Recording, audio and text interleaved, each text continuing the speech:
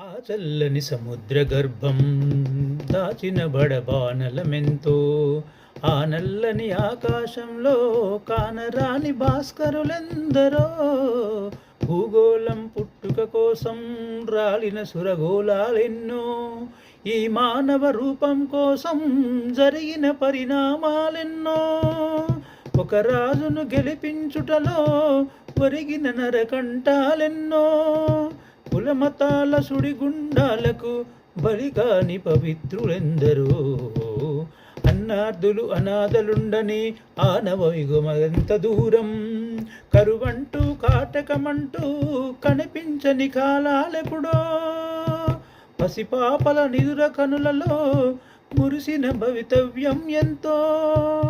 గాయపడిన కవి గుండెలలో